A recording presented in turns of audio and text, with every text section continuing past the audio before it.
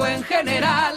Vamos unidos a la faena. Fuerte aplauso muy grande, como se lo merece la doctora. Nosotros estamos muy contentos porque esté aquí, doctora. Muchas gracias.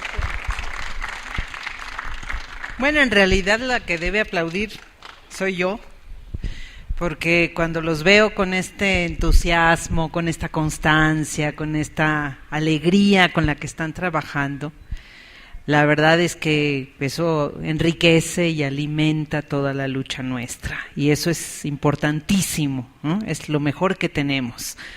215 reuniones tienen ustedes aquí de conferencias y de todo el tiempo que ha pasado. Yo de veras creo que ustedes y en general los círculos de estudio debieran hacer un esfuerzo por escribir, por hacer una crónica de esto que ha ido pasando.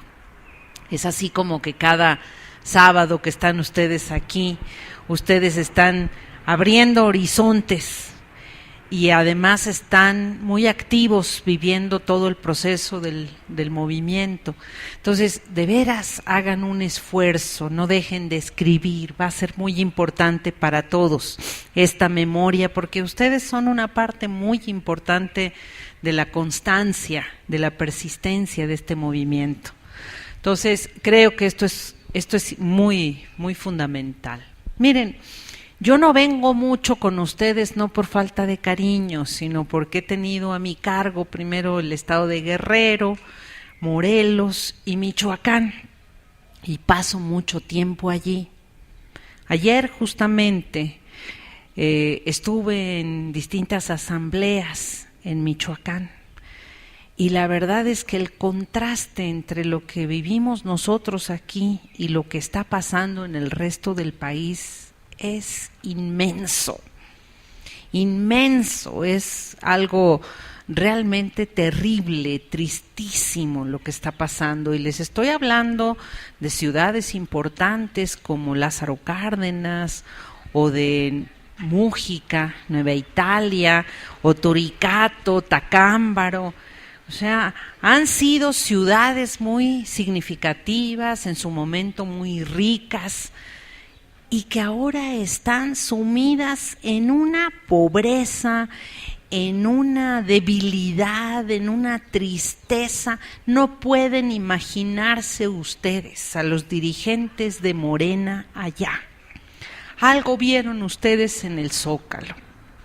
Cuando pensamos en nuestras reuniones en el Zócalo, Andrés Manuel lo menciona constantemente, pero no siempre tenemos presente el sacrificio inmenso que hace alguna gente por venir.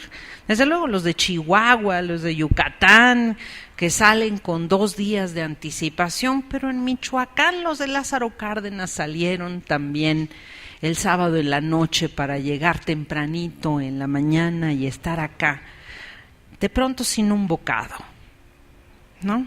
Yo creo que eso nos ha faltado aquí en la Ciudad de México, ser más solidarios con los que vienen y organizarnos para recibir a la gente que está fuera.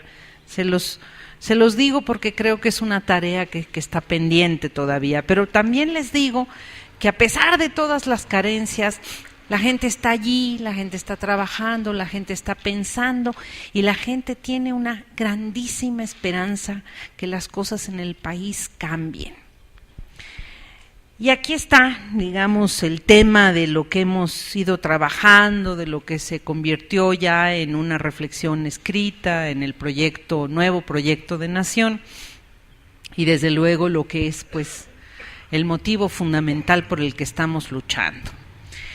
Primero, una reflexión histórica, porque efectivamente no solo a la jornada se le escapa esto del derecho a la felicidad, sino que muchos compañeros nuestros, cuando nosotros empezamos a hablar del derecho a la felicidad, les parecía que, ¿cómo es que estábamos hablando de eso? Tengo un querido compañero que tiene una gran experiencia en desarrollo social en la Ciudad de México, que me hacía todo un análisis muy sesudo sobre cómo era esto del derecho a la felicidad. Y en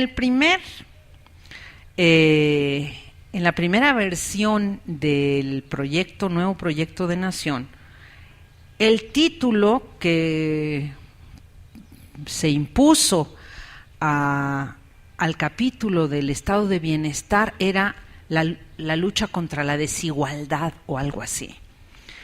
Y yo me opuse tremendamente y lo discutimos con Andrés Manuel, y Andrés Manuel estuvo desde luego de acuerdo en que el derecho a la felicidad era muy importante, porque hay que entender de dónde viene el derecho a la felicidad. Y ese derecho a la felicidad no lo hemos inventado nosotros, viene de la Constitución de Apatzingán. Hay que pensar en esos tiempos y pensar en la comodidad de este maravilloso lugar para imaginarnos todo el trayecto que ha ocurrido de entonces acá y las cosas que seguimos teniendo pendientes. Pero aquellos constituyentes que siguieron a Morelos en un periplo completamente incierto, donde de pronto eran 7 y de pronto eran 25 y se movían de un lado para el otro en medio de las batallas. Imagínense escribir una constitución y luego tomar las armas para defender la independencia, o tomarlas y escribir y tomar las armas. Y salieron avantes, y la verdad es que escribieron una extraordinaria constitución. Y esa constitución tiene muchas novedades, porque es de las primeras constituciones de América Latina. No es la primera, pero es la única constitución en donde el derecho a la felicidad está establecido así por escrito. Y en varios de los artículos les recomiendo, es muy fácil encontrarse en internet con la Constitución de Apatzingán, hay que leerla para ver de dónde venimos nosotros también, ¿no? Y qué nos une con todos esos movimientos. El derecho a la felicidad para los constituyentes de Apatzingán era uno de los derechos fundamentales que tenían que regir la vida pública de las nuevas repúblicas.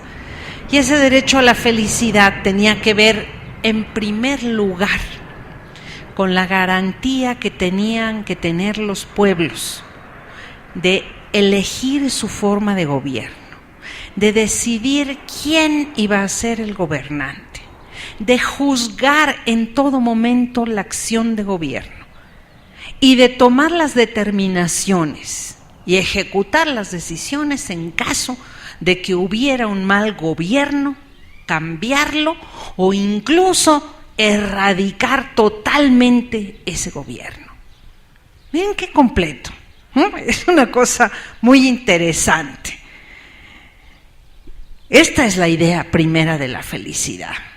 Es decir, nosotros no podemos vivir con tranquilidad, con felicidad, si nosotros no tenemos la plena libertad de decidir en todo momento quién nos representa.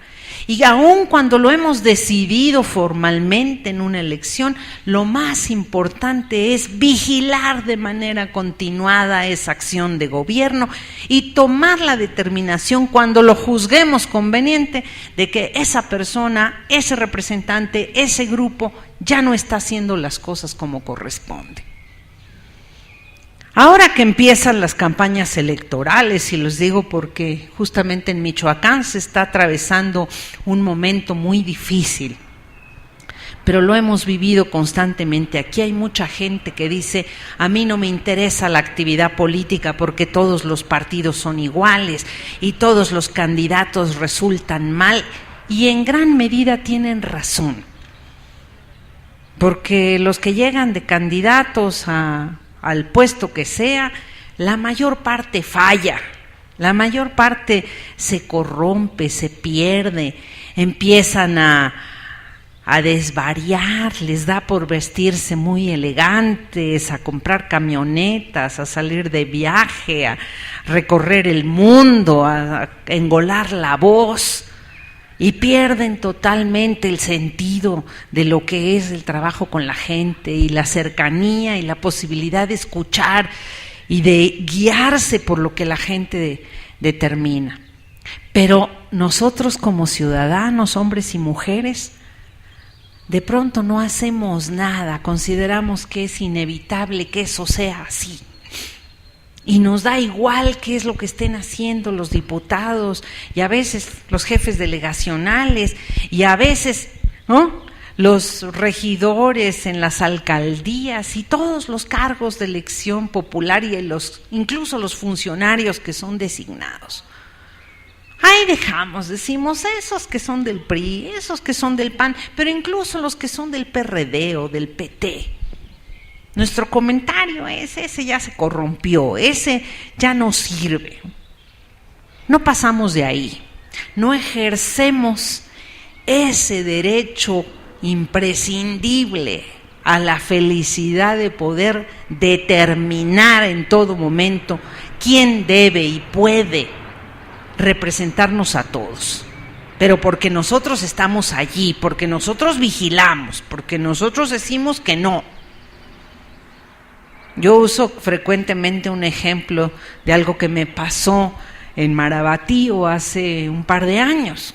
Un diputado que aquí en la Cámara de Diputados se dedicó a hacer fechorías, un diputado federal, se robó el dinero. A lo mejor alguno de ustedes recuerda el dinero de sus compañeros en la Cámara, falsificó firmas para comprar boletos de avión y además se robó el dinero de los seguros médicos de sus compañeros, hizo una bola de fechorías. Y por ahí, en algún periódico, en alguna radio, vayan ustedes a saber dónde salió la noticia de que ese diputado era de Marabatío.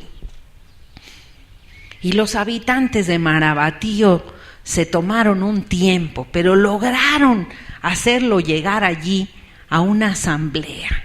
Y a mí me tocó la suerte de estar allí, o la desgracia, no sé, porque yo iba a otra cosa, yo iba a promover el movimiento nuestro, yo iba a hablar del gobierno legítimo y de pronto me encuentro una asamblea más llena que de costumbre y a este diputado que se le subían y se le bajaban los colores, siendo, pero juzgado en serio por la gente, porque la gente decía con razón: esto que está usted haciendo nos ofende a todos porque la gente va a pensar que los de Marabatío somos unos bandidos.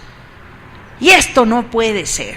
Y entonces el tipo, cuando me vio llegar a mí, me dice: doctora, defiéndame. Ah, no, le dije, yo no lo voy a defender. Usted explique sus actividades y usted rinda cuentas, que esta gente lo eligió a usted, así que yo no lo defiendo. Usted enfrente esta situación. Bueno, el tipo terminó muy mal, evidentemente, y cuando pasa eso, los pueblos que tienen una gran sabiduría lo que hacen es, ese personaje, si pasa por la plaza, la gente le hace un vacío, un hielo, que no le vuelven a hablar nunca más, no puede ni salir de su casa, ¿no? Una forma de juicio. Pero nosotros queremos más. Queremos que no se nos corrompan los gobiernos, que no se nos enchuequen los diputados, que podamos efectivamente gobernar, que aprendamos a gobernar y que sepamos que gobernar es una cosa muy sencilla, muy fácil, porque tiene principios básicos que todos tenemos que aprender. En el gobierno del Distrito Federal nosotros creamos, después prácticamente desapareció, algo que se llamó y sigue existiendo como organización, una Contraloría Ciudadana, que tenía acceso a todas las decisiones de compras, de adquisiciones, de decisiones importantes en el gobierno del Distrito Federal. ¿Quiénes eran esos? Gente como todos ustedes. Maestros, empleados, amas de casa, extraordinarios contralores, porque la gente buena de México, que es la mayoría, nunca va a actuar en contra de sí misma y luego va a ver dónde hay uno que está haciendo tranza o que no está explicando bien o que se hace bolas o que no conoce la materia o uno que se quiere agandallar. A veces basta con verlos y tantito conocimiento que uno tenga, inmediatamente puede intervenir y siempre con buen sentido. Y eso es lo que necesitamos. Y eso nos viene, esa experiencia nos viene de la Constitución de Apatzingán. Pero los constituyentes de Apatzingán no solamente dijeron, ese es el fundamental derecho a la felicidad. Dijeron, la felicidad completa es cuando tengamos ese derecho y otros 3 derechos que son esenciales. La libertad, la plena libertad. Lo que significa eso: libertad de pensamiento, libertad de asociación, libertad de elección, de hacer uso de nuestros gustos, de nuestras preferencias, libertad de creación, libertad de crítica, libertad de conocer todo lo que haya que conocer, de informarnos, libertad de opinar sobre todos los asuntos. Era la pasión por la libertad que tuvieron los constituyentes de Apatzingán, y ni hablar de Morelos, de Hidalgo y de toda la generación que siguió a la independencia, no tenía límites. Y a veces, otra vez, cuando nos conformamos y decimos no hay nada que hacer, no se puede decir nada, o tenemos miedo, estamos violando nuestra propia libertad, ni nos damos cuenta. A veces también la libertad es la libertad de llorar juntos, de condolerse del sufrimiento de los demás. Miren esta marcha de Sicilia por el norte, que ha sido un momento de encuentro y de la posibilidad de escuchar, de compartir el sufrimiento de los demás, y a veces no poder hacer o creer que uno no puede hacer mucho, y sin embargo ese encuentro, esa tristeza compartida también tiene su forma de alegría y de felicidad. La posibilidad de decir, de estar con el otro, de compartir, es una gran felicidad, y esa es parte de nuestra libertad. Esto es importantísimo. Pero también los constituyentes de Apatzingán decían la seguridad. La seguridad es indispensable. Y en la seguridad, por supuesto que no estaban pensando en esta tragedia de la seguridad pública que estamos viviendo nosotros acá, pero sí decían el derecho que tiene la gente a vivir con dignidad, a que tenga una casa digna, a que nadie lo persiga, a ser protegido por su gobierno. Piensen ustedes, las gavillas de bandoleros, todo esto que había en aquellos tiempos, la incertidumbre. A veces el no saber qué iba a pasar mañana. Yo conversaba ahora con algunos de los compañeros que trabajan con nosotros ahí en Michoacán, y les decía, bueno, uno se quejaba de que tenía una compañera que lo había abandonado y que las relaciones no duraban como antes. Digo, bueno, es que a veces pensamos que las cosas, unas cosas o algunas situaciones debieran durar más, pero toda nuestra vida es completamente incierta, casi no sabemos ni qué va a pasar mañana. La gente ya no puede planear como se planeaba hace 40 o 50 años. Acuérdense ustedes de la vida de nuestros padres, de nuestros abuelos, que decían, yo me voy a casar para toda la vida y mis hijos, y después quiero tener una casa. Había una sensación de que había más seguridad en la vida, era menos incierta. Ahora la incertidumbre nos agobia. Todo, si vamos a poder pagar nuestras deudas, si vamos a poder llegar a nuestra casa en la noche después de haber salido en la mañana, si no nos va a ocurrir algo en el trayecto, si vamos a poder terminar el año razonablemente, si vamos a tener trabajo. Todo es incierto, y naturalmente las relaciones humanas son inciertas. Y eso es una tragedia, y por eso nosotros no podemos pensar un poquito más allá de lo que nos da la vida de todos los días. Y Por eso los constituyentes, que eran tan sabios, decían: el derecho a la seguridad es parte de nuestra felicidad. ¿Cómo yo voy a estar contenta cuando no sé si voy a poder darles de comer a mis hijos mañana? ¿Cómo voy a estar contenta? Las mujeres de Michoacán que yo veo, que me dicen, ayer me decían, me decían, sí, están los muertos, pero están los desaparecidos, gente que salió un día y que nunca más se volvió a saber de ella. ¿Quién puede estar contento pensando que su hijo, su marido, su hermano tomó el camino del norte y quién sabe dónde está, dónde quedaría? ¿Se dan cuenta ustedes? 250 personas ya más o menos estarán en las fosas ahí en Durango y quién sabe cuántos más en quién sabe cuántos otros lugares. Entonces, el horizonte de tener una relativa seguridad, una relativa protección, es algo sumamente importante para todos nosotros.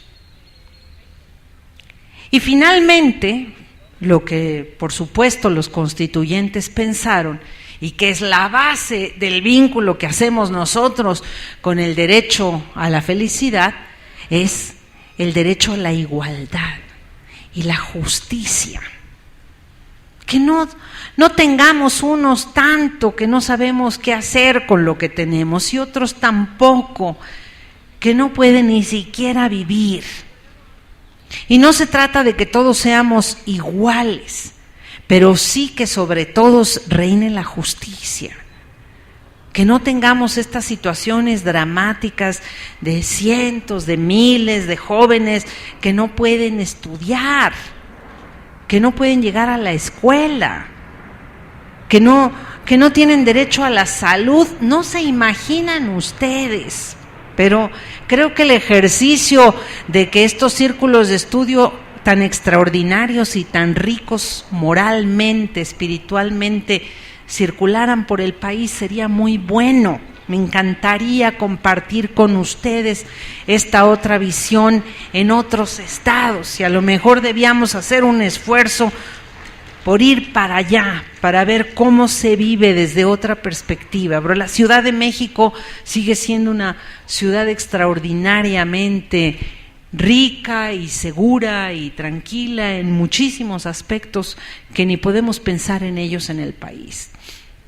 Pero sí, la igualdad significa que los muchachos no estén afuera de las calles, unas calles pobres, rotas, todas, miserables, juntándose para tomar unas cervezas o para planear algún atraco o para a veces situaciones de violencia verdaderamente terribles. Que la gente que tiene una enfermedad no se lo pueden imaginar, no tenga ni siquiera una farmacia cerca. Yo tuve la experiencia hace poco por Erongarícuaro en otra historia que también podría contarles porque es muy dramática, pero de pronto sentí que me dolía un poco la cabeza, cosa muy rara porque nunca me duele la cabeza. Dije, voy a buscar una aspirina. Pues digo, cualquiera de ustedes podría decir eso. Camina, cuánto les gusta una calle y media y encuentra una farmacia. Tardé 3 pueblos en encontrar una farmacia. Y cuando finalmente la encontré, me costó, ya no me dolía la cabeza, me dolía todo lo demás de indignación. 60 pesos por una aspirina.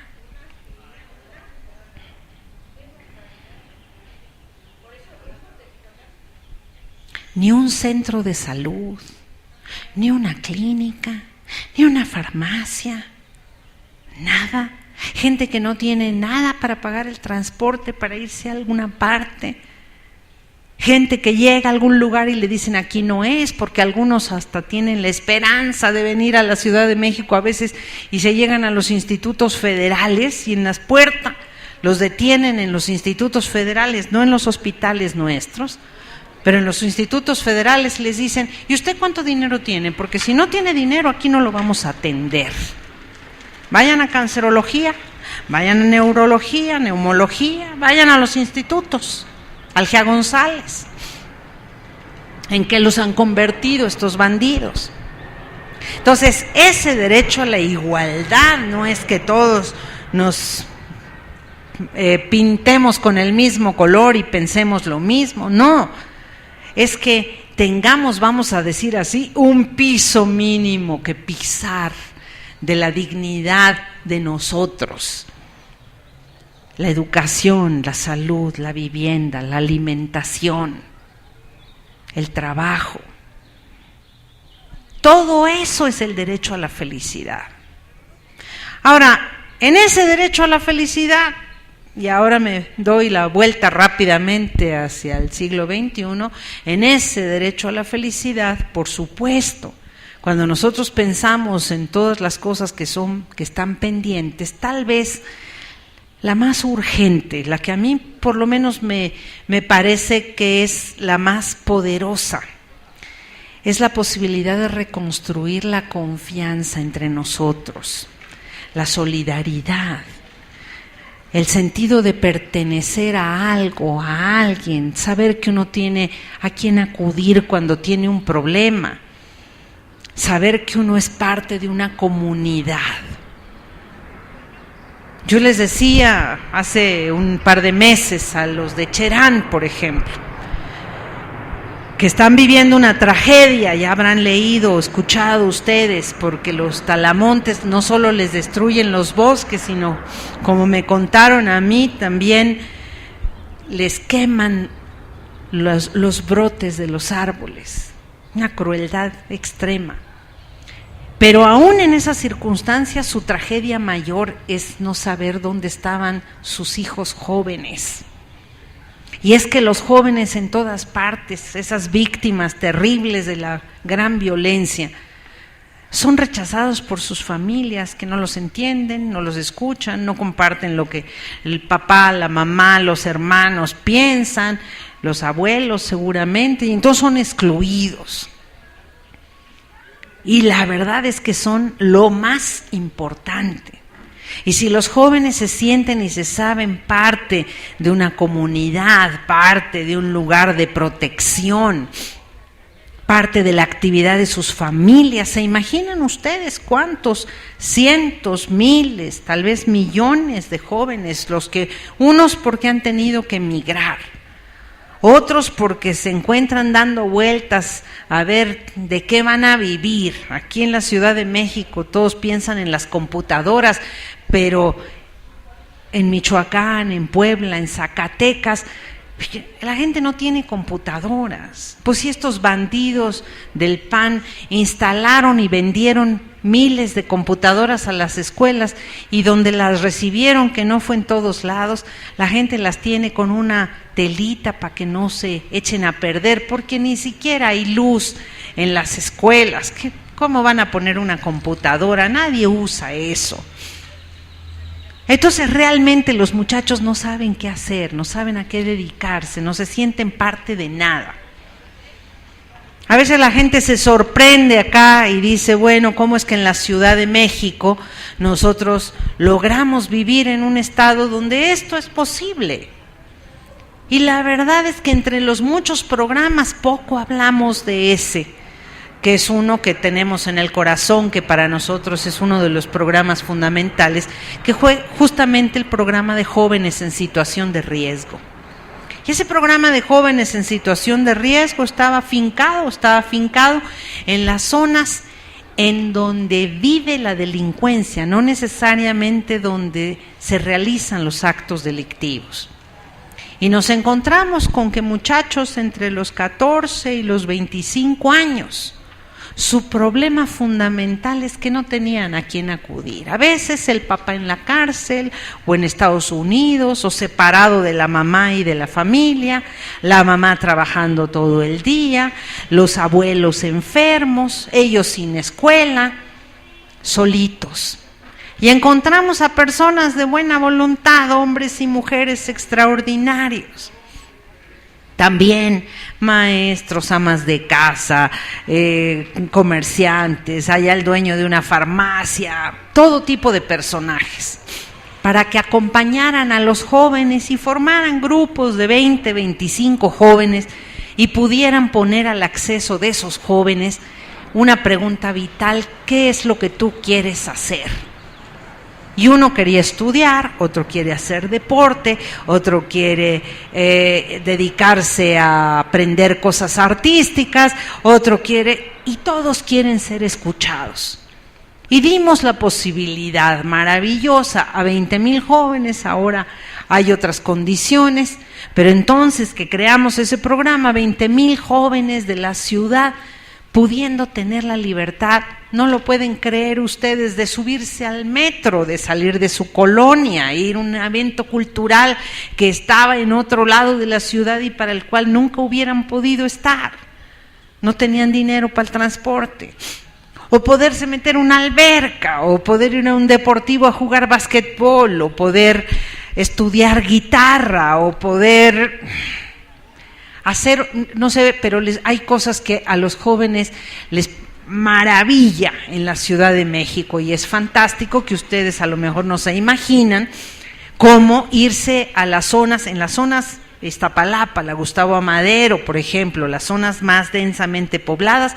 Los jóvenes les encanta irse a las zonas serranas de la Ciudad de México, Milpa, toda esa zona de, ¿no? De los bosques, Tlalpan, el Ajusco, ayudar en las tareas de protección de los bosques y el combate a incendios. Esa fue una actividad, pero o ayudar a las gentes mayores, acompañarlas, irles a leer, ayudar en el centro histórico a los que pudieran estar perdidos, decirles cómo llegar a tal parte o a tal otra, en el metro. Y desde luego, pues todas las tareas de solidaridad y de creatividad, que son muchísimas y están unidas entre jóvenes con los demás. Bueno, esa es una parte muy importante de lo que tenemos que recoger, pero eso nos dio y nos ha dado muchos años de tranquilidad en la Ciudad de México, porque los muchachos sí pueden estudiar preparatoria, sí pueden llegar a la universidad, sí pueden realizar sus anhelos. A veces les gusta muchísimo, por ejemplo, la cocina. Entonces decir, bueno, a mí que me paguen un curso de cocina, y a todo dijimos que sí. Y la única condición era que terminaran lo que hubieran empezado, nada más. Yo creo que eso lo podemos hacer en todo el país. Nosotros pensamos en eso. Pensamos en los jóvenes en las escuelas. Los jóvenes y los que no son jóvenes, el derecho a leer de toda la población, de tener su acceso a un libro. Hay tantos millones de personas que cuando nosotros repartimos Regeneración, no sé si les pase a ustedes, cuando repartimos Regeneración, la gente dice, déjemelo, porque yo no sé leer, pero mi nieto me lo va a leer, mi sobrino me lo va a leer. Y ahí está la gente ávida, porque lo único, yo cada vez que voy a un pueblo y repartimos Regeneración, a la media hora que ya repartimos varios paquetes, salimos y está todo mundo en todas partes leyendo Regeneración. ¿Es eso o Televisa? No hay más, porque Televisa es feroz. Televisa puede convencer en 1 hora y media a gente totalmente desinformada que un señor violador es víctima de la muchacha violada. Que han oído hablar de Kalimba, ¿verdad? Bueno, 1 hora y media se tarda en transmitir un mensaje Televisa. Váyanlo viendo, porque un poco así es la cosa en todo el país. Entonces, esa libertad, ese derecho a leer, a informarse, a participar, es una aspiración de todo México. Por eso siguen a Andrés Manuel López Obrador, porque ven la esperanza de que las cosas sean distintas, y la gente nos llena de unos papelitos que le entregamos a Andrés Manuel. Señor, yo lo que necesito es que mi hijo tenga trabajo, yo lo que necesito es comprar unos medicamentos, yo lo que necesito, todas cosas que se tienen y que se pueden resolver, se tienen que resolver sobre la base de que otra vez el gobierno cumpla lo que tiene que cumplir atendiendo a los ciudadanos, y no se trance la lana y no se enriquezca a costa de todos. Y esto es una especie de gran círculo, si ustedes quieren, virtuoso. El derecho a la felicidad, que empieza por el derecho a tener el gobierno que tenemos que tener y da la vuelta hasta realmente resolver las necesidades de todos, porque para eso tiene que ser el gobierno y nosotros parte del gobierno, no fuera de él. Eso es la idea básica en la que estamos trabajando nosotros. Por eso nosotros no estamos pensando en un gobierno que resuelva todas las cosas. El bienestar de los ciudadanos no está ni puede estar decidido por un gobierno, ni el mejor. El bienestar de los ciudadanos tiene que estar promovido, resuelto, vigilado, ejecutado por los propios ciudadanos. Y eso es el bienestar de todos. Ninguno de ustedes va a votar jamás ni a permitir que el agua le llegue solamente a unos cuantos que están en la parte alta de tal colonia. Ninguno de ustedes jamás va a decir que se cierre una escuela privada. Algún troglodita de los que andan rondando por aquí que decía Toño, ¿no? Pero, ¿no? Una escuela pública. Ninguno de ustedes va a decir que no haya un deportivo, que los muchachos no se reúnan a lo que quieran, cantar, bailar sanamente, acompañarse. Entonces, sí podemos hacer un verdadero Estado en el que los ciudadanos seamos felices. Y no sabemos nosotros qué tan lejos vamos a llegar, pero sí sabemos que hacia allá nos tenemos que dirigir.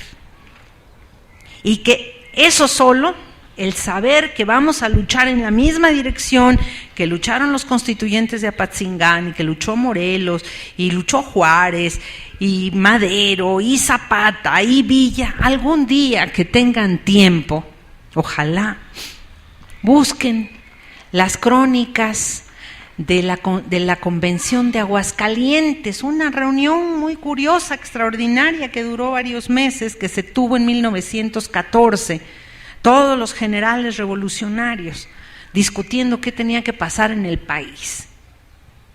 Y hay un personaje maravilloso que era el enviado de Emiliano Zapata, que tuvo me parece que las intervenciones más brillantes de todos. Él iba a explicar el plan de Ayala, explicó muy bien lo que era el derecho a la felicidad.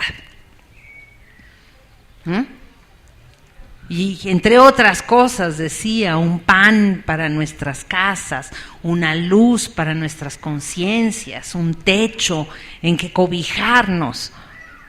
Sintéticamente digo, pero la verdad es que era toda esta misma visión, esta visión nuestra. Esta es la que salva a México de la enfermedad de la ambición, de la enfermedad de la tristeza, de la enfermedad del dolor, de la pérdida, de la victimización. Y esto es lo que puede hacernos avanzar.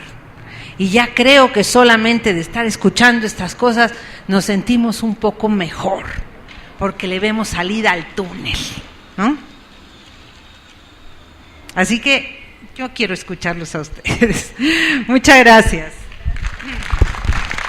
Intercambio con sus tropiezos y lo que sea, ¿no? Muy interesante, muy rico.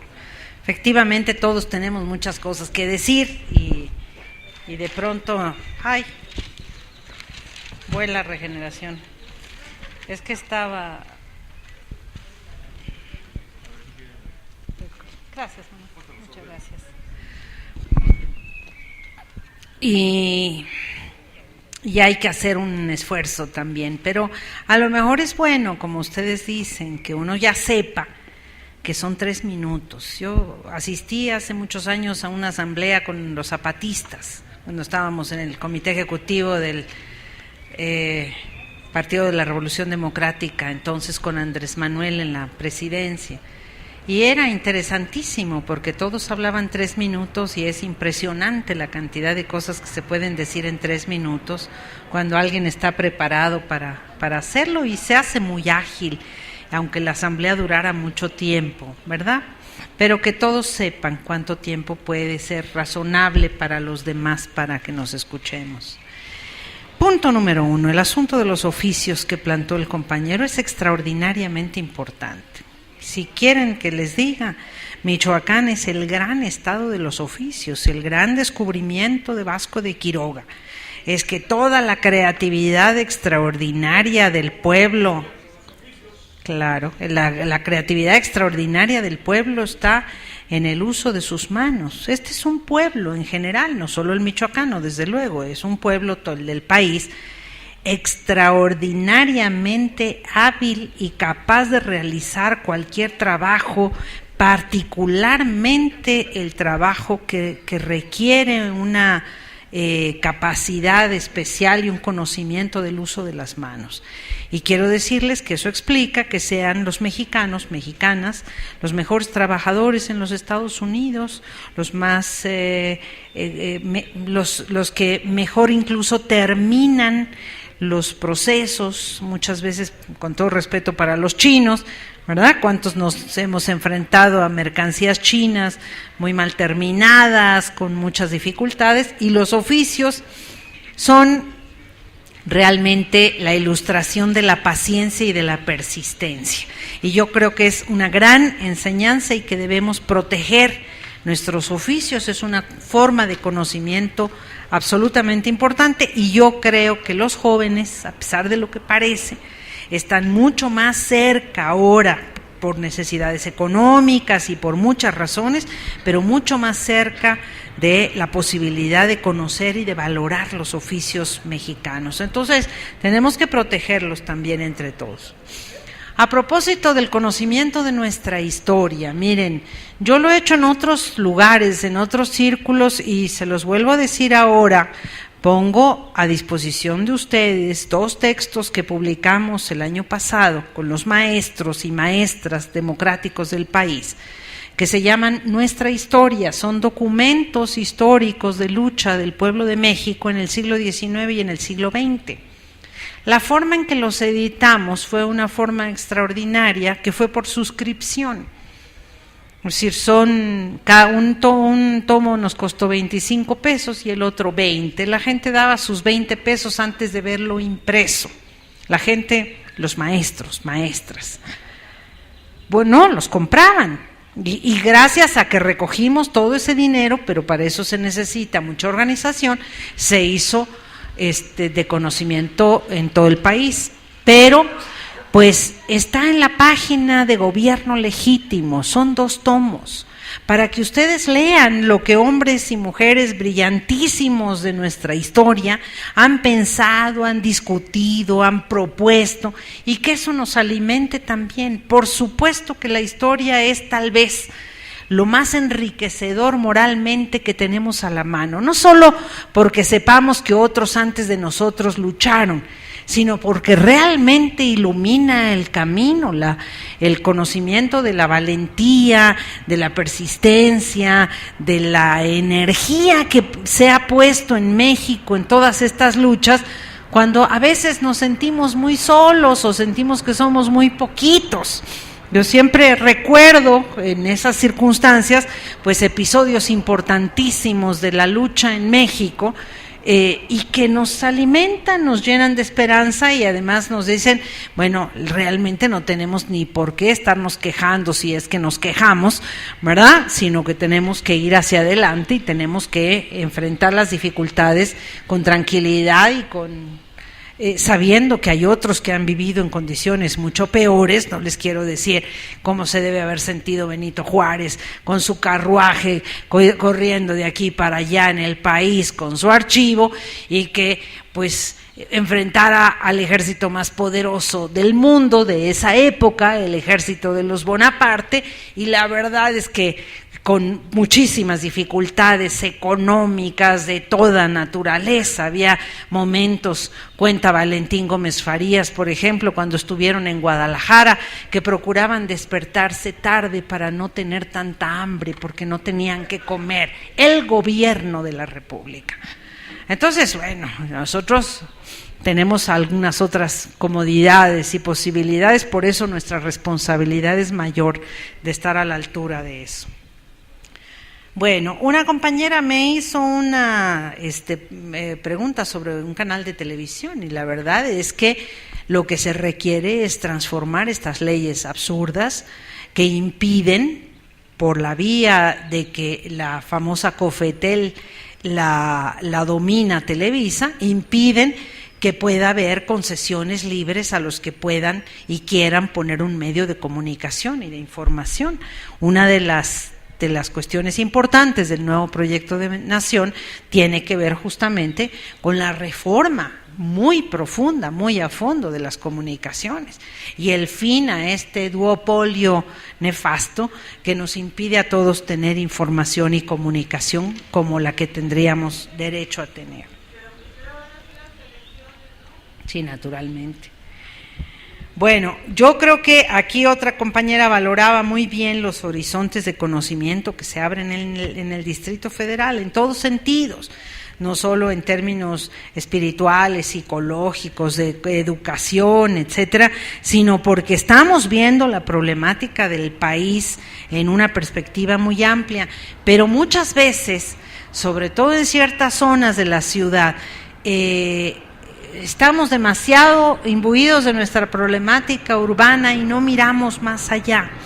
Y yo creo que tendríamos que hacer un esfuerzo, yo se lo propongo aquí a los compañeros, a Toño, a José Luis, hagamos un esfuerzo y podemos organizarlo perfectamente bien para ir a transmitir y a compartir nuestra experiencia, nuestras posibilidades en otros estados del país, para que ustedes tengan mayor conciencia y mayor claridad de qué queremos decir cuando decimos que la patria está en ruinas, porque si lo decimos aquí parece que estamos hablando de una ficción, pero si salimos tantito de esta comodidad de nuestros sitios, y ahí también se nos puede abrir un gran horizonte. El compañero Gómez Palacio ya dijo muchas cosas muy importantes, abrirnos un horizonte de todo lo que podemos hacer para ayudar, que a veces no sabemos y decimos, es que yo tengo mucho trabajo, es que yo tengo mi familia, es que yo no puedo hacer determinadas cosas. Pero por ejemplo, aquí les planteo el día de hoy la necesidad de solidarizarnos con el pueblo de Cherán, en Michoacán, de hacer una campaña de solidaridad y que ojalá nos acompañe un grupo para entregar esa solidaridad.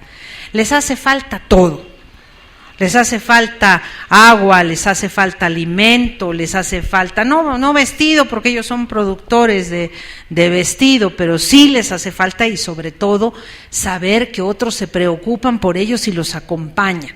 Un pueblo que se decidió, y lo hablamos, quiero decir que yo participé también de esa discusión en mi calidad de representante del gobierno legítimo y como coordinadora del trabajo en Michoacán, de la necesidad de que todo el pueblo unido tomara una determinación para defender sus bosques y defender su comunidad, y eso es lo que tienen ahora.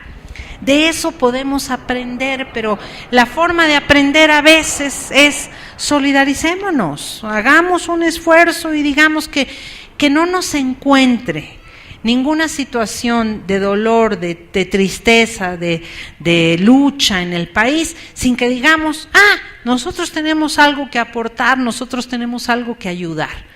Andrés Manuel siempre dice que le sorprende mucho la capacidad extraordinaria de solidaridad que tenemos en la Ciudad de México, y así es, pero activémonos, sepamos acompañar, y eso es mucho lo que podemos hacer, ¿no? No necesariamente alguien tiene que dejar su trabajo, todas sus actividades, no, pero hay pequeñas y grandes, importantísimas tareas de solidaridad, de reconstrucción de la confianza entre todos que son absolutamente indispensables y que pues lo que tengamos, hay veces que yo platico, se los digo así también, con mis colegas universitarios.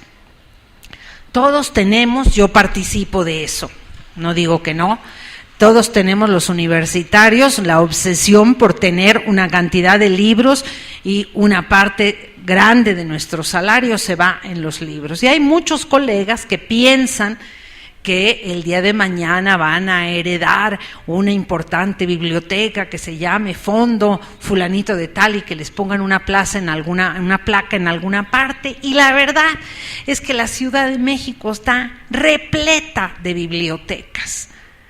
Y en el país hay muchos millones de personas que no tienen un solo libro. Yo, entre las tareas que me he puesto a realizar y que realizo como puedo, cargando yo los libros desde luego, es llevar bibliotecas a lugares donde no hay bibliotecas. A las escuelas primarias, a las secundarias. Yo tengo particular fervor por las normales. Y la gente, claro, por supuesto, son los mejores de todos nosotros, porque están empeñados además en trabajar en la educación en los lugares más lejanos.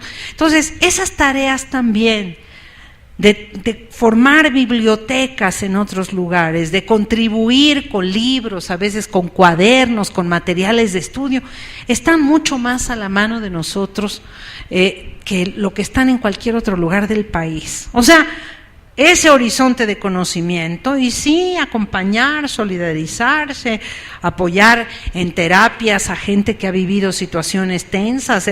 Yo estoy pensando desde luego todo el tiempo en Cherán, pero en Cherán mismo habría mucho que consolar a la gente, ¿no? Cuando uno llega a Cherán, lo primero que hacen las mujeres es abrazarlo a uno. Y entonces, y además ponerle, a mí me ponen siempre en los hombros unas servilletas y pequeños bordados hechos por ellas, que lo ponen con un alfiler, y cada una de las mujeres va llegando y le va poniendo a uno en los hombros estos alfileres. ¿Cómo creen que no los vamos a querer muchísimo y que no les haría falta que alguien venga a decirles también nosotros los abrazamos a ustedes, también nosotros aquí estamos presentes? Así que todo esto es muy importante. Ahora, lo de Sicilia. Miren, sí, Sicilia está, yo conozco el movimiento desde su primer momento, porque otro de los estados donde trabajo también es Morelos, entonces he estado ahí en Cuernavaca muy cerca. Es muy difícil la relación porque se trata principalmente de un duelo. Es la muerte de un hijo, la muerte de los amigos, de los compañeros del hijo, y todo lo que eso desata, que es muy grande. Sicilia mismo en realidad empezó a formar parte de un movimiento que él no creó, que fueron los amigos de sus hijos, de su hijo y de los amigos de su hijo, los que fueron a poner veladoras en la plaza, en el Zócalo de Cuernavaca, en la Plaza de Armas. Y él llegó a ver esas ofrendas y se sumó, y ahora aparece ya, digamos, como dirigiendo todo este movimiento. Pero la verdad es que lo que él está haciendo es vivir en primer lugar ese duelo, que es una cosa muy terrible. Nadie puede imaginarse el dolor que se puede sentir con la muerte de seres humanos que uno piensa que podrían haber enriquecido extraordinariamente, no solo sus vidas, las de sus familias, sino aportado muchísimo con su alegría, con su confianza, con su tranquilidad, y de pronto, sin deberla ni temerla, son apartados de este mundo violentamente. Entonces, hay eso, y nosotros somos un movimiento político. La primera o segunda comunicación que hubo en este proceso fue una comunicación de Marcos, que ya ven que siempre está siguiéndonos los pasos, a decir, es que aquí muchos oportunistas se van a lanzar y querer montar en el movimiento, y nosotros siempre hemos dicho no, nosotros nos solidarizamos, nosotros somos prudentes, estamos en comunicación, y que ellos vivan esto y enfrenten este proceso y acompañen y se acompañen muchos otros y tengan iniciativas tan valiosas como las que están teniendo, y nosotros estamos con ellos y nos solidarizamos. Eso nos basta. No tiene que hacer ningún acuse de recibo, mejor que no, ¿no? Y que nosotros hagamos más que lo que hacemos para solidarizarnos, y que también no temamos acercarnos a esos otros que están sufriendo terriblemente, sino que nos acerquemos. Yo me acuerdo hace muchos años cuando fue derrocado el gobernador de Morelos, justamente, que era un policía narco, violento, asesino, todo lo que ustedes quieran, la gente empezó a conocerse y a formar movimientos en los velorios, donde empezó a compartir el dolor de uno de los otros, y de pronto al tiempo ya estaban sabiendo cómo estaba operando la delincuencia de puro estar compartiendo esos espacios. Así que algo muy importante va a salir para el país. Solidaricémonos generosamente y sin esperar ninguna cosa con ellos, ¿no? Sobre los jurados populares, lean a Morelos, ahí están los sentimientos de la nación, completa y definitivamente de acuerdo en que ese es algo sumamente importante, y tienen tan poca cabeza y están tan corruptos los jueces, la Suprema Corte de Justicia, la peor de todas, que ya le hicimos todos hace muchos años la Suprema Corte de Injusticia, que todas las posibilidades de otras formas de justicia, que no estén mediadas por estos señores que ganan 600,000 pesos mensuales, serán buenas, porque esos ya perdieron el sentido de las cosas y lo único que les interesa es su propio negocio. Y sí podemos hacer un juicio político a Calderón y exigir la renuncia a Calderón. Ya se hizo, ya no se les olvide que un grupo de intelectuales puso incluso unas urnas, y me acuerdo, perdón que diga, pero estaba Gilberto López y Rivas en esa iniciativa. Y por alguna causa no la organizaron bien, algo pasó que al final nunca dieron las votaciones, cuánta gente participó. Se requiere gran organización para hacer bien algo así. Y si no lo hace uno muy bien, entonces sale mal cosa. Acuérdense que nosotros hicimos con muchas dificultades, pero mucho trabajo organizativo, una lucha por si estábamos o no estábamos de acuerdo, un referéndum sobre el asunto de la reforma a las leyes de petróleo. Y movimos en el país 1,5 millones de personas, pero costó sangre, sudor y lágrimas para poner las casillas, para que estuviera la gente, para llamar, para hacer información, comunicación. Por eso a veces la gente nos dice, ¿por qué no hacemos más de esto, más de lo otro? Porque uno también tiene que medir las energías de lo que es capaz de hacer, y a veces no querer que uno puede hacer todo y no hacer las cosas bien. Entonces a veces hay que comprometerse con pequeñas cosas, y eso es importante. Estoy muy consciente, el compañero que habló de Michoacán, de este problema en Ocampo, en Tuzantla y en muchas otras zonas, es por periodos. La delincuencia se va moviendo a distintos lugares, no es que siempre permanecen en un mismo lugar. Y es igualmente dramática la violencia, de pronto los momentos de terribles balaceras, donde la gente se quiere salir corriendo, donde la gente se paraliza, y después, que es algo que a mí me conmueve profundamente, la lógica de la vida también. Porque si ustedes van a Tuzantla, yo ayer estuve en las cercanías de Ocampo y voy a las próximas semanas, seguramente en las próximas semanas, a Tuzantla y a las otras zonas de Tierra Caliente cerca de la costa. Ustedes habrán oído de Aguililla, de Cualcomán, de Apatzingán. Se van a dar cuenta de que hay muchos seres humanos como ustedes, pero más desfavorecidos en todos sentidos, más asustados, con más dificultades, que sin embargo están en esta lucha con una certidumbre y con una convicción impresionante. Entonces, la gente, una tiene las ganas de salir corriendo y otra que a lo mejor no tiene para dónde ir. Dice, mejor vamos viendo cómo nos organizamos acá para sobrevivir. Y eso está siendo algo muy importante en las comunidades. Si al primer viento saliéramos todos huyendo, ya no tendríamos este país, y este país es de nosotros y los tenemos que defender. Entonces yo creo que eso es difícil, pero sí creo que tenemos la obligación de hacerlo, y también de protegernos y de proteger a la gente. Y hay momentos en que la gente se guarda y hay momentos en que uno sale. Hace un par de meses estaba en Cherán justamente, iba yo hacia Paracho y me hablan los de Paracho y me dicen, doctora, le queremos decir que se venga con cuidadito porque ahorita hay una balacera. Entonces dije yo, ¿y qué cosa es eso de venirme con cuidadito? No, mejor no voy, porque no más falta que voy con un coche de la Ciudad de México, pues me vuelvo tiro al blanco yo. Entonces mejor no nos veamos en Paracho, veámonos en Nahuatzen. Y la gente se trasladó a Nahuatzen y ya me explicaron cómo estuvo, qué pasó, la balacera, pero eso es otra historia. O sea, uno también, cuando anda ahí, uno va averiguando por dónde sí puede andar y por dónde no puede andar, pero andamos en todos lados.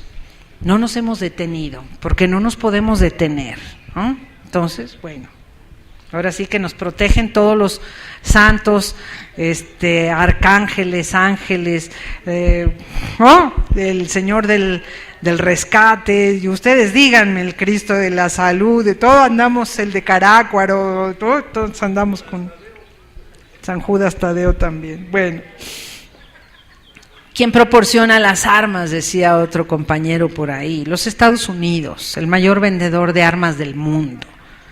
Alrededor de la frontera norte, 3,000 kilómetros de frontera y en promedio 3 armerías por kilómetro. 9,000 armerías. Ustedes habrán leído las operaciones Rápido y Furioso. Sí hay una voluntad, sí hay una intención, sí hay una búsqueda de que esta, que es la frontera de Estados Unidos con América Latina, se convierta, y ya es en una parte, un territorio gobernado, orientado, dominado por los Estados Unidos. No somos suficientemente conscientes de eso. Y ahí sí, decía el compañero hace rato, las empresas transnacionales, los grandes intereses económicos, el Banco Mundial, el Fondo Monetario, y sobre todo, lo que tenemos que hacer y que tenemos que recoger es no solamente la información y la denuncia de estos funcionamientos perversos, dominan la salud, dominan la alimentación de nosotros, sino sobre todo volver a ejercer ese derecho principalísimo de pensar con nuestra propia cabeza y ver alternativas donde ya los norteamericanos nos tienen señalado un muy triste camino. Yo no quiero para este país Irak ni Afganistán. Entonces tenemos que irles diciendo, háganse tantito para allá, porque aquí no. Eso es muy importante. Por eso Andrés Manuel va a Los Ángeles ahora, para decirles, mañana sí, pero para decirles, aquí estamos, y ese territorio que está poblado por mexicanos, por lo demás, donde solo se habla español, no lo tenemos olvidado en ningún sentido, nada que se vienen a dominar acá.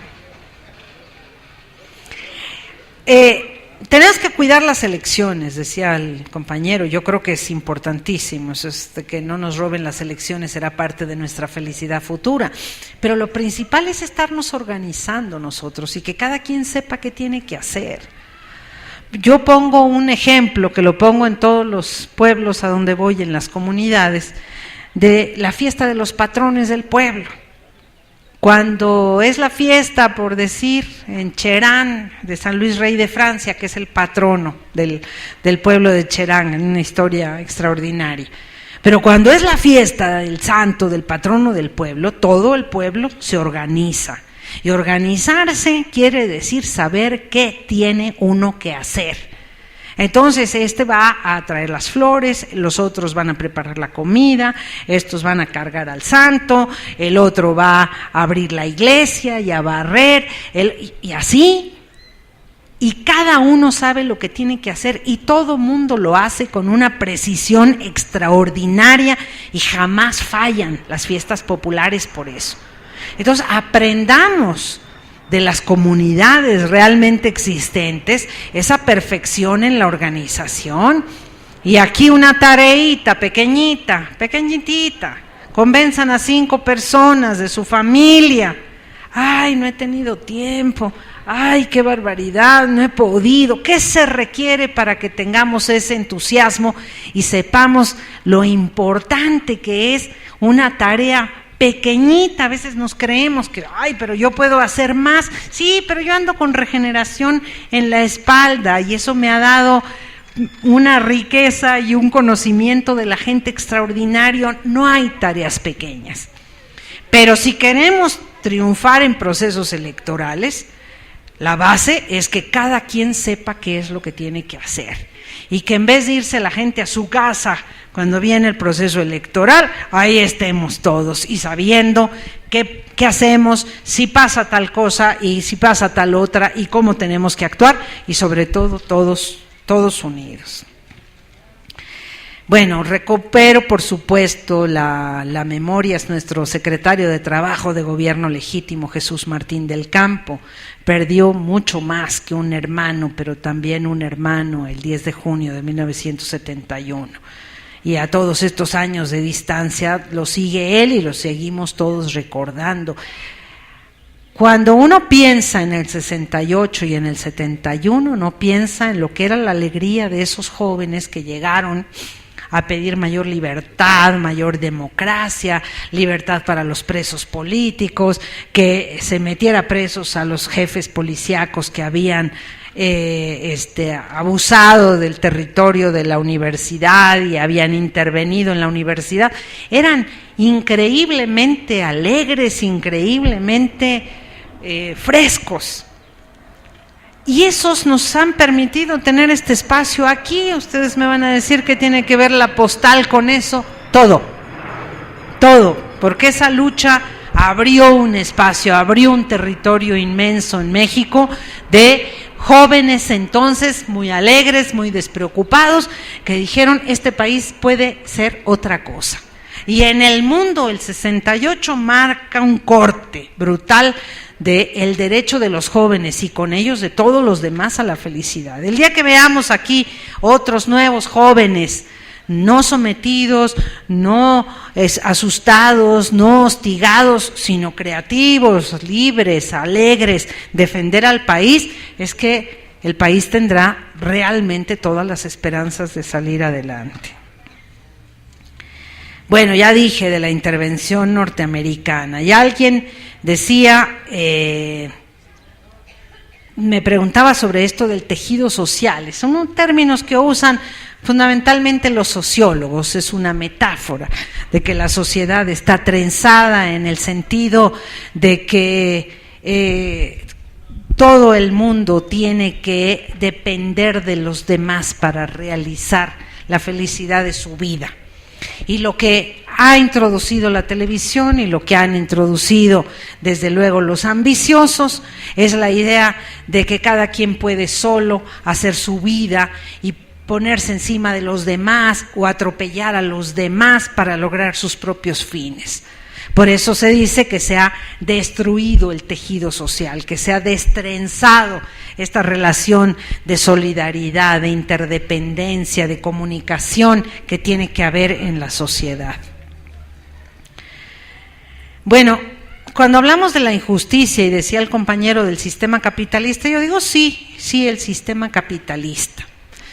Pero hay un libro que me sirvió mucho a mí en mi vida académica y desde luego en mi vida política, que es el libro el escrito sobre la injusticia, se llama el libro Injusticia, y analiza una serie de casos muy curiosos, o alguno simplemente les hago la reflexión, de cómo la pregunta que se hace el autor es ¿por qué la gente puede admitir, tolerar o vivir en una situación de injusticia durante un tiempo prolongado sin rebelarse?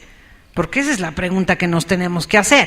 No basta con que tengamos conciencia de que el sistema capitalista es injusto, no basta ni siquiera con el hecho de que sepamos que se puede vivir de otra manera y que hay otras alternativas. Ya en Bolivia hablan del buen vivir, del Abya Yala, de una nueva relación con América Latina. No, hace falta que rompamos ese clic de la injusticia.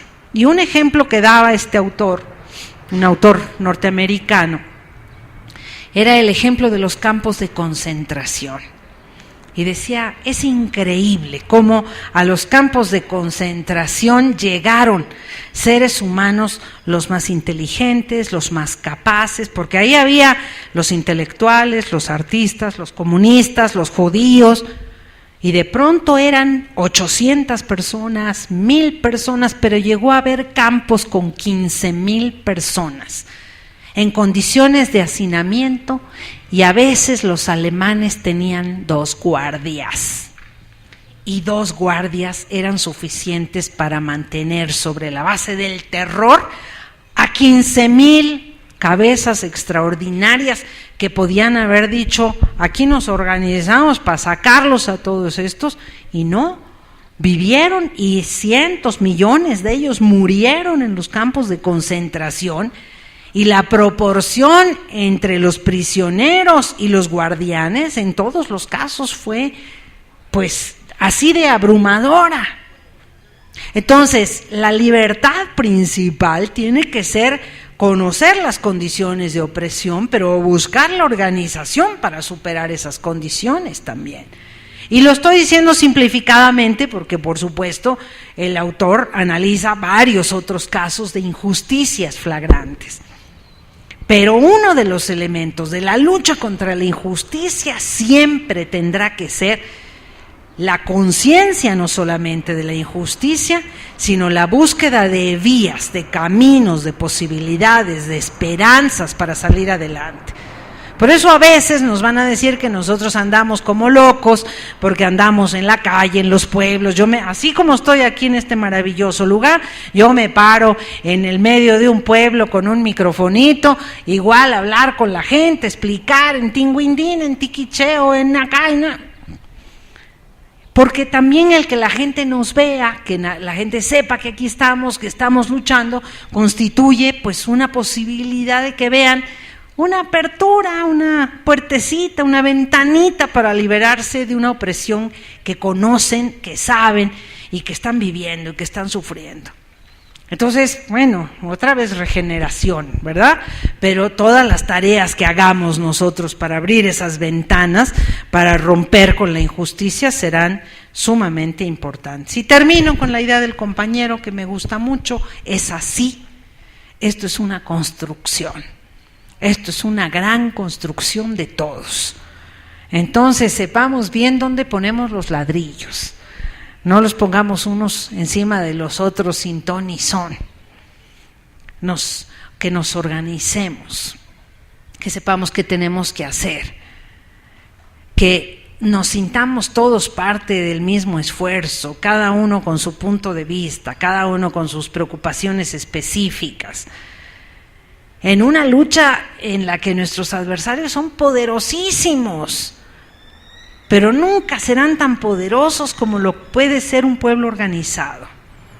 Esa es nuestra fuerza, pero esa fuerza, tal como dijo nuestro compañero, es lo que tenemos que construir, con tolerancia, con paciencia, con persistencia, con 215 reuniones aquí y con tantas cosas más que hacen falta, y que estemos juntos hasta donde lleguemos. ¿No? Así es. Muchas gracias.